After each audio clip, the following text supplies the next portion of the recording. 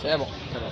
Bonjour madame, présentez-vous. Bonjour, je suis Etouma Aïssi, je suis en fait éducatrice spécialisée et je suis initiatrice du Salon international du jouet éducatif et la poupée noire. D'accord. La participation même du Sénégal. Est-ce que le fait de mettre en œuvre la africaine est très long? Notamment, en fait, surtout, de mettre l'éducation par le jeu. C'est-à-dire le salon éducation le salon international du jouet éducatif et de la poupée noire a pour objectif de mettre en avant l'éducation par le jeu. En fait, c'est une plateforme que nous avons mise en place il y a 4 ans pour pouvoir apprendre aux enseignants à éduquer les enfants par le jeu. Pourquoi? Parce que le jeu est un vecteur important pour pouvoir permettre aux enfants d'assimiler avec de l'aisance et avec le plaisir aussi. Donc c'est en fait une plateforme pédagogique. Voilà, et donc nous donnons aussi la possibilité aux créateurs de jeux éducatifs africains de pouvoir apporter justement leur contribution dans l'éducation des enfants, notamment en leur apprenant à fabriquer les jeux avec lesquels ils jouent. Vous allez observer qu'il y a beaucoup de créateurs de jeux éducatifs du continent, ici, de la sous-région, chose qui n'est pas mise en avant, par exemple, dans des magasins en général. Nous leur donnons l'occasion de venir ici pour pouvoir présenter leurs produits, mais également de trouver des opportunités pour travailler ensemble.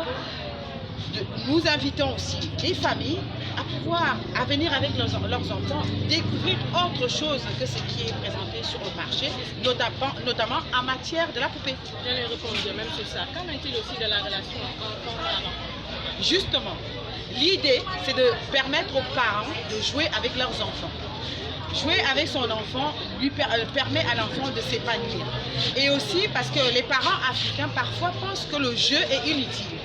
Donc, alors que à travers le jeu, on passe facilement des informations les plus importantes et même les informations complexes qu'on ne peut pas expliquer à un enfant en discussion. Donc, par le jeu, on peut vraiment saisir l'opportunité de discuter des problèmes complexes de la société avec son enfant, mais aussi de l'éveiller par rapport au monde dans lequel il vit. Donc, nous avons vu, c'est pour ça que nous avons mis la poupée noire en avant. Parce que si vous allez sur Internet, vous allez taper le test qui a toujours été fait depuis les années 50 et jusqu'en 2021, le même test prouve qu'un enfant noir qui joue à qui on propose deux poupées, une poupée blanche et une poupée noire, va aller nécessairement vers la poupée blanche. Pourquoi? Tout simplement parce qu'il y a des clivages, il y a aussi la stigmatisation de cette peau noire qui fait que l'enfant ne peut pas s'identifier. C'est ça que je vais rebondir aussi. On a vu qu'il y a quelques années en arrière, beaucoup de parents avaient des problèmes pour accéder à ces poupées noires. Absolument. Et donc, justement, c'est l'occasion. Le Salon international du jouet éducatif et la poupée noire donne l'occasion aux parents de venir découvrir plusieurs marques de poupées noires. Plusieurs, là, en ce moment, nous avons vraiment à foison sur le marché finalement, et notamment la mienne. La mienne, elle représente des reines africaines, des reines et des rois africains qui sont vendu avec leur histoire. Et donc nous saisissons cette occasion pour pouvoir parcourir les écoles, proposer ces poupées aux enseignants et leur montrer, en faisant la démonstration de comment éduquer un enfant par le jeu. Mais aussi, est-ce que ces poupées sont accessibles, les prix? Nous en avons à tous les prix. Si vous avez fait le marché, nous en avons à tous les prix. Ça part de 8 000 francs CFA à 32 000 francs CFA en ce qui concerne les miennes.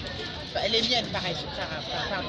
Les miennes, tout simplement parce que le travail qui est effectué, il y a un travail artistique. Et aussi, on donne le choix aux parents de choisir où ils vont prendre leur poupée simple, sans histoire.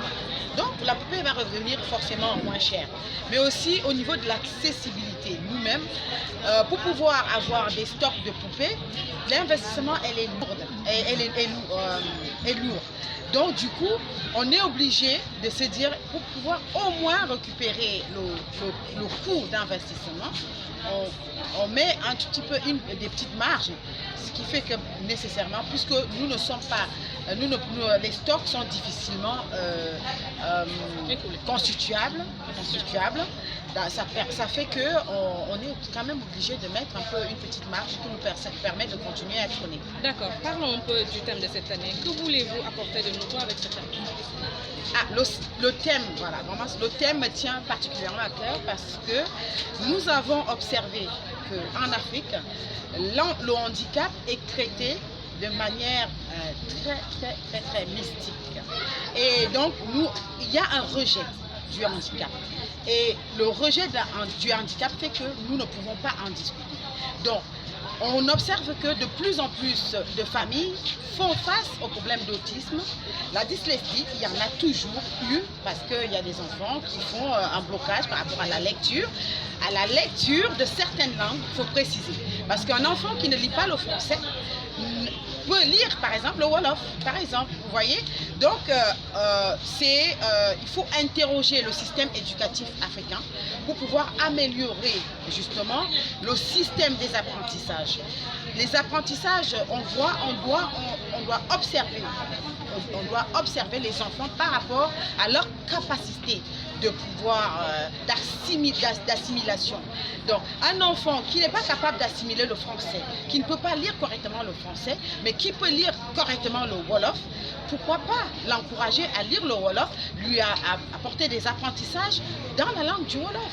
Donc c'est vraiment le système éducatif africain entier que nous sommes en train d'interroger et que nous invitons en plus, parce que nous invitons tout le système à débattre autour de comment éduquer nos enfants dans notre paradigme et pouvoir éviter justement de mettre de côté notamment le problème des enfants des enfants atypiques, on va dire, qui présentent des troubles d'autisme par exemple, de dyslexie, d'hyperactivité, des enfants qui par exemple présentent un handicap, parce que nous avons différentes sortes d'handicap, nous avons plusieurs formes d'enfants atypiques. Donc, étant donné qu'en Afrique, pour le moment, ce sont des enfants qui sont cachés et le thème cette année nous permet de débattre avec des professionnels de la santé, des professionnels de l'éducation